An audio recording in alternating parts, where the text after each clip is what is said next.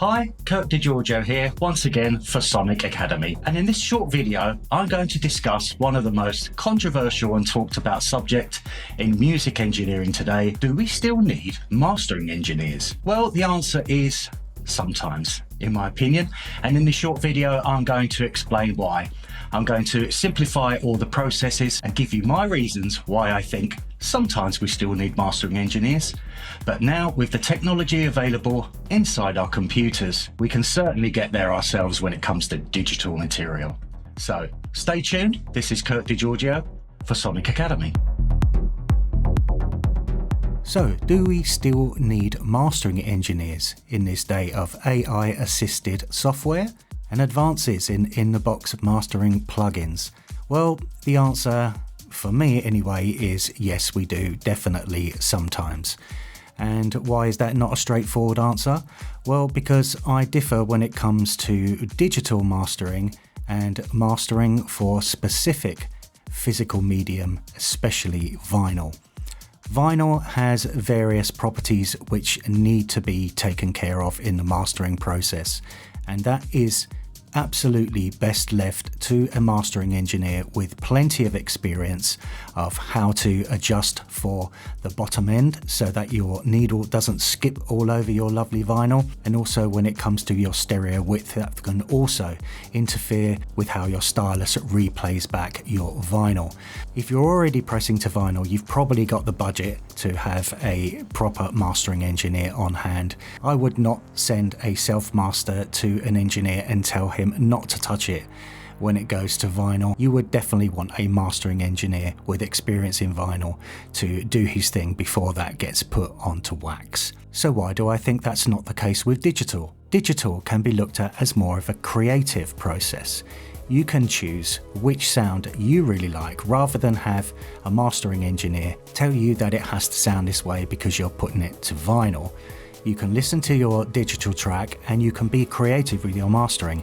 In fact, this is kind of a new development within music production, creative mastering. You really can decide yourself how you want your masters to sound if you're delivering it to digital, whether that's streaming or whether that's full bandwidth downloading using a platform such as Bandcamp. So the next argument that comes in that we should always use mastering engineers, whether it's digital or vinyl, is the room. Mastering suites have acoustically treated rooms that make sure there are no nasty resonance build-ups where you're hearing more of a certain frequency than is actually in the music itself.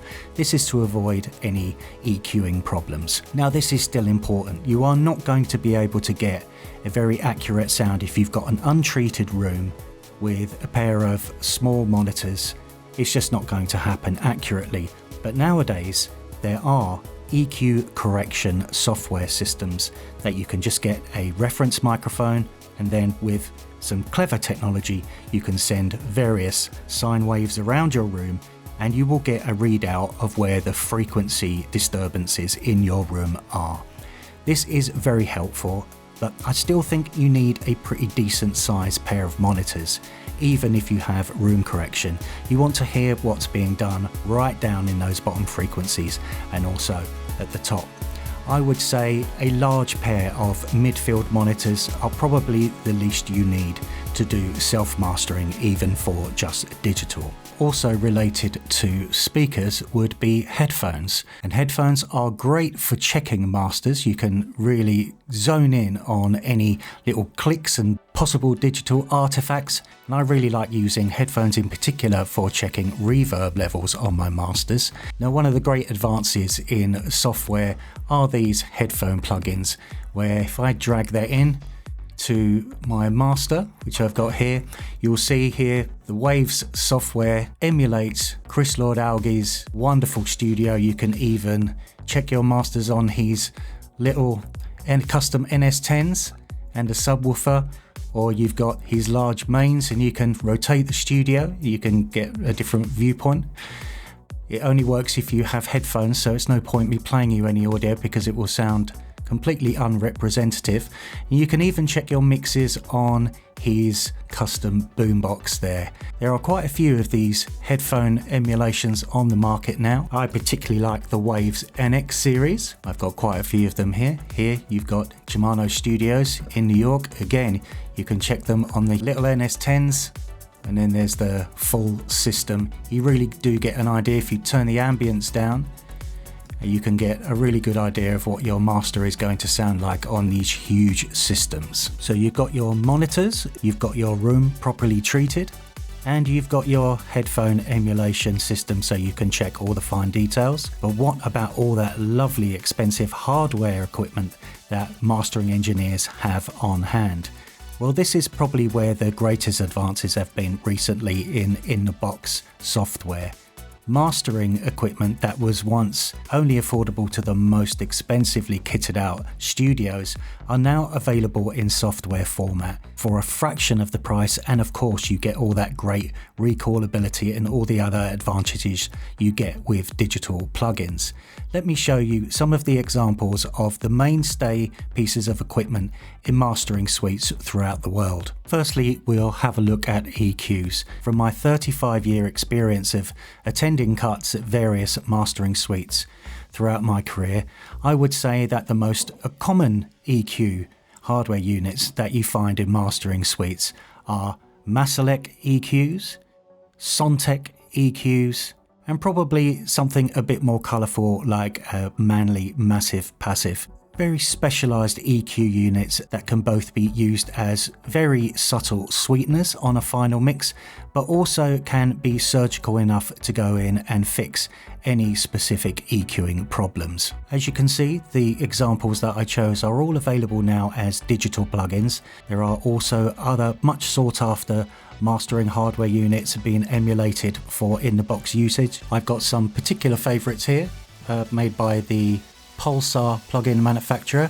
Here is their 8200, which is based on the very surgical and neutral sounding GML EQ. That's George Massenburg, legendary producer, engineer, mixer and hardware designer. There are of course many other more esoteric mastering EQs. I've got a couple of them made by those incredible guys over in Italy at Acustica. One of my favourite master EQs they have in my local studio actually, based upon the Esoteric Audio Research EQ. So as for that hardware equipment, when it comes to EQs, you really are covered now. Some of them, especially stuff like Acustica and the most recent, most up-to-date oversampling plugins, really do come 95% close to the full sound of the hardware in my opinion. The same goes for mastering compressor equipment. You can now, from Plugin Alliance, get the highly sought after GML mastering compressor. This is probably one of the most transparent hardware compressors on the market, and you can now get the same features in this AMEC branded plugin. You have both a fast and a slow detector, and it's just a case of balancing those up. You can get really fine-tuned transparent compression even if you're reducing a lot of dB. I particularly like the Weiss series of hardware units, and they have been ported over to Softube emulations, and well, rather than emulations, they use exactly the same code, because despite being incredibly highly sought after and used in nearly every single mastering suite in the world, these are digital units. They became especially popular in the 90s because you can do selective bandwidth compression, so you can really compress the bass and bring it up in the mix. This was a bit of a secret weapon for dance music in the 90s and early 2000s. You can really get a lot of punch using this particular plugin. Now you can, instead of spending £10,000, 10,000 euros, whatever, you can now get it for a fraction of that price. It's still pretty hefty for a plugin, but these tools are now available in the box, and that is why I say you can now do the mastering yourself And we come to the next stage in that, and that's getting to know exactly what you're doing in the mastering process. Because of course, one of the things that you are getting with a mastering engineer is years of experience.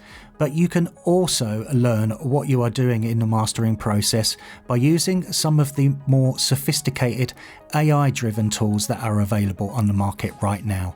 We're going to have a look at one of those. It's probably the most popular. It's from iZotope. So the one thing that you cannot replace on your own is the years of experience that comes along with a decent mastering engineer. They usually have audio engineering qualifications behind them. But the great thing about the technology today, especially with some of the AI-driven software plugins, is the ability to learn exactly what is going on with your mastering yourself. And one of the greatest tools that I find for this is iZotope's Ozone. I currently have version 10, I think we're on to version 11 now, so I need to update. But you'll see here, this button, if I click on that, it says waiting for audio. For the best results, play the loudest portion of your track. So what it's going to do is analyze the loudest portion of my track, which will, if I look at the waveform, is around in the middle here. And you just need to play it for a few seconds, and it's going to build its own mastering chain based upon your audio snippet. You'll see here the volume has boosted up, and you'll see it's automatically detected it as rock, but what you want to do is choose a more suitable target genre for your music. So this would probably come under EDM. You hear the sound slightly change. Now, if I go into the plugin view, you'll see here it's put an equalizer at the beginning, and you can see the curve. You can see it's massively dipped in the lower mids, which means there was a lot of mud that it wanted to clear out. There's a little bit of a bump in the upper low end, I would say, to give it a bit of punch. And then right at the bottom here, I don't really need to use that. I generally think that's a little quirk of the analyzer where it says you're missing some frequencies right down in the bottom, but you really don't need that. Same goes for the very top as well, but it hasn't done that here. It's got a nice curve. They're just rounding off some of the harshness centered around 10k. And then you'll see here it's boosting in the upper mids to give a bit of presence. So that's a really nice curve that you can then, if you don't particularly like the sound of Ozone's own EQ, you can just simply disable that. You can disable all of these in the chain, and you can start to replicate these settings in a separate channel and then apply them to your master later on.